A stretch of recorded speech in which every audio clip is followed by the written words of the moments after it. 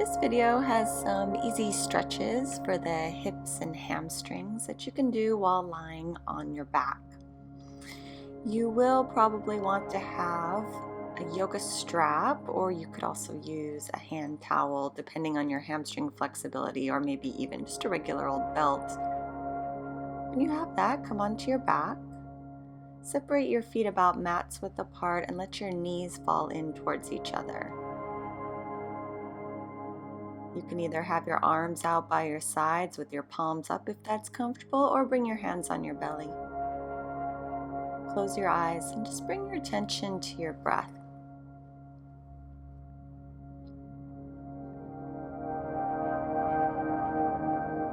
Keep your belly relaxed here to start, and notice as you inhale, your belly rises, and as you exhale, it falls.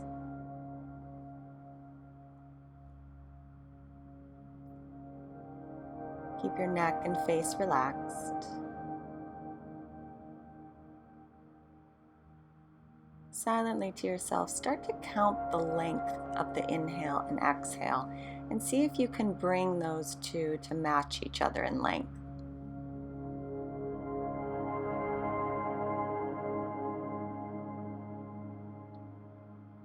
Inhales and exhales are through the nose.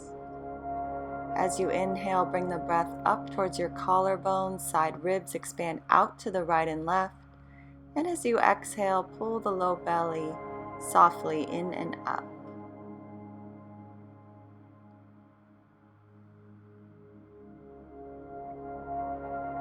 A couple more rounds just like this.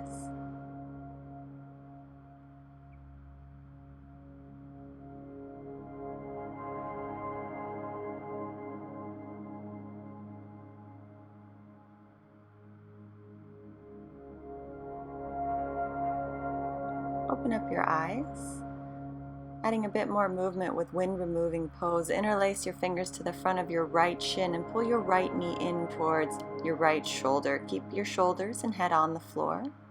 Left leg long, left thigh active. I have my feet pointed here, but you could also flex your feet.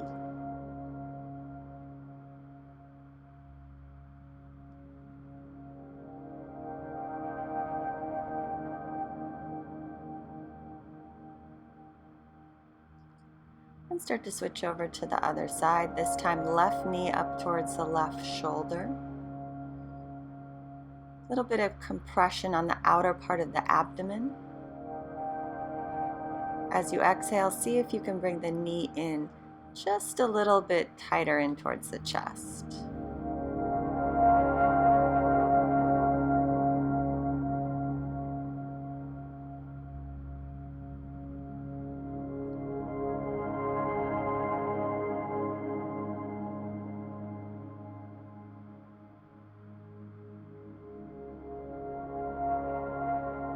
Moving into an easy twist, bring your right knee up to meet the left, arms out by the sides with your palms up. Pull your low belly in and start to bring your knees over to the left. Keep the core engaged until that left leg reaches the floor, then just relax the legs. And as you exhale, pull your low belly in and press your right shoulder blade down towards the floor. You could look straight ahead, up towards the ceiling, or over the right shoulder, depending on what feels best for your neck.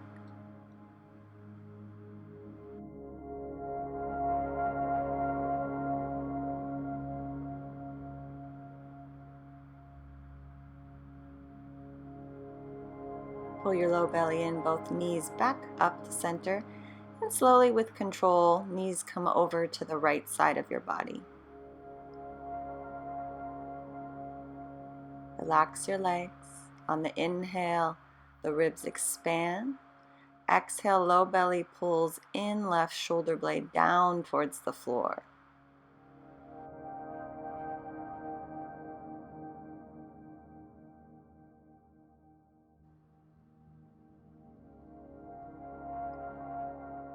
Pull your low belly in as you bring both knees back up. Moving into Supta Padangusthasana, you'll need a strap for this pose. Take the strap to the sole of your right foot, just about where the arch is, and start to straighten through both legs. press your right thigh bone away from your face. Back off of the strap as much as you need to in order to straighten your right leg. Both feet are flexed and quadriceps are working here. Each side of the strap is held with one hand. Arms are straight and bring your shoulders down towards the floor. Deep breaths into the right hamstring.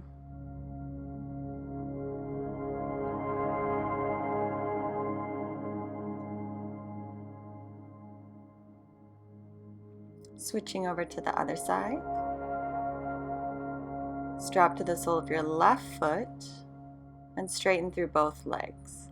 Remember, back off of your strap as much as you need to, so bring that left foot away from your face as much as you need to in order to straighten your left leg. Lift up on your kneecaps, activate your thigh muscles, and flex your feet. Keep your neck and face relaxed.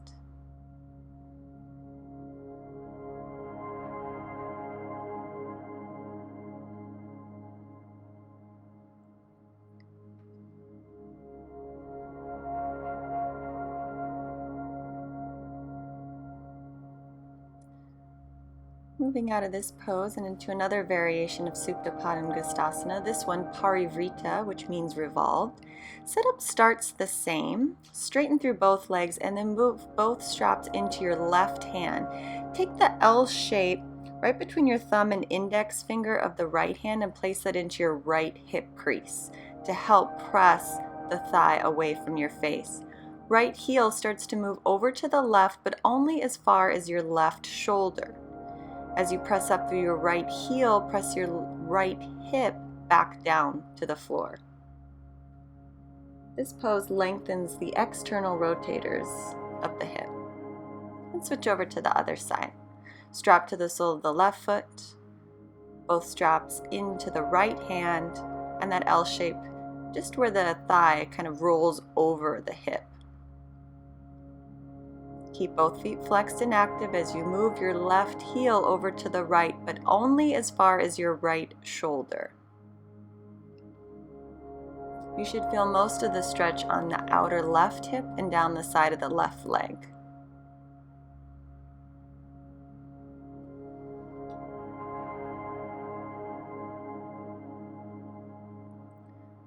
Coming out of this side to our third variation, Parshva, which means side. Strap to the sole of the right foot, both legs straight, and move both straps into the right hand. Use your left hand to weight down your left hip to the floor. Keep your feet flexed. The right leg comes over to the right any amount. For you, it might be a couple of inches. For some other people who are more flexible, the foot may come all the way down to the floor. But keep both legs active and left hip grounded down.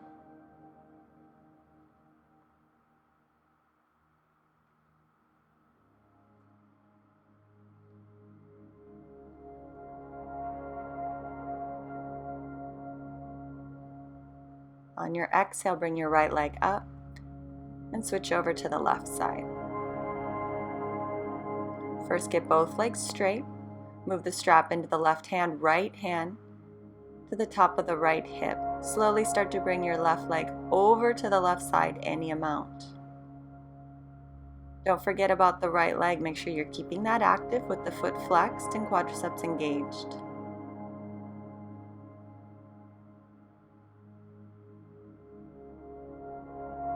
Here we're stretching the adductors, the inner thigh muscles.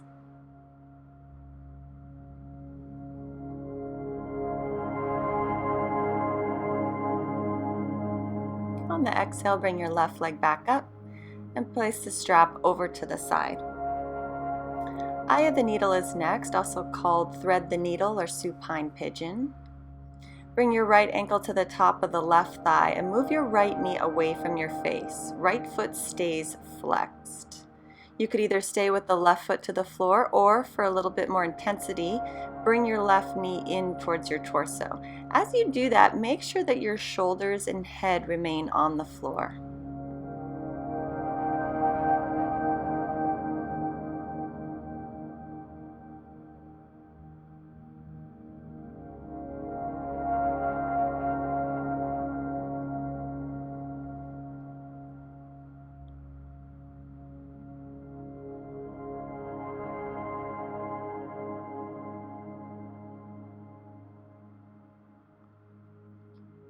Bring your left foot back down, right foot meets it, and then switch over to the other side. Left ankle to the top of the right thigh, just below where the knee is. Flex the left foot, either staying with your right foot to the floor or bringing the right knee up towards the torso. Here we're working on the external rotation of our hip, and you should feel most of the stretch in the left hip.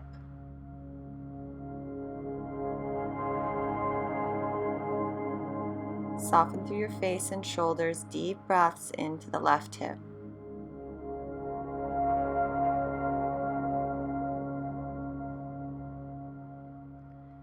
Bring your right foot back down, the left foot to meet it, and pull both knees into your chest just for one breath.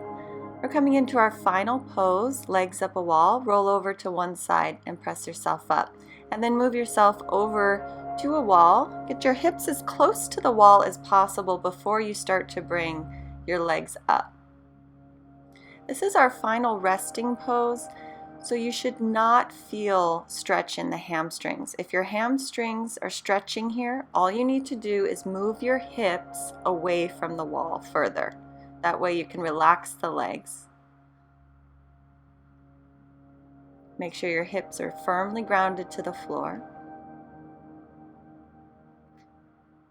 You can keep your arms out by the sides with palms up. You could also bring your hands to your belly. If it's a little difficult to come into this pose with legs up a wall, you could also just place your legs on a chair. Just make sure, depending on the chair that you're using, that your hips are grounded down. So if your hips are lifting, you can just place a blanket or folded up towels under your hips. Once you've become comfortable, close your eyes and come back to the breath.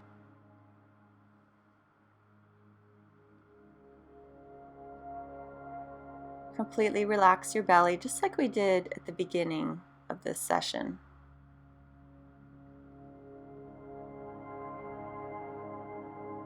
Following the rise and fall of your stomach.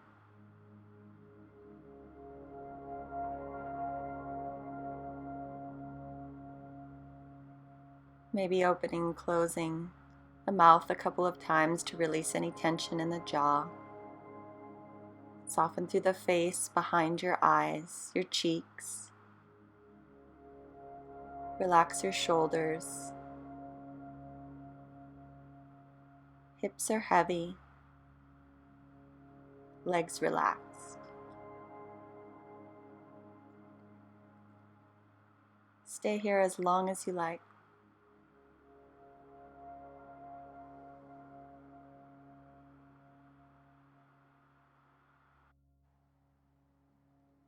Whenever you're ready, come back to a seat and take a few centering breaths before moving on with your day.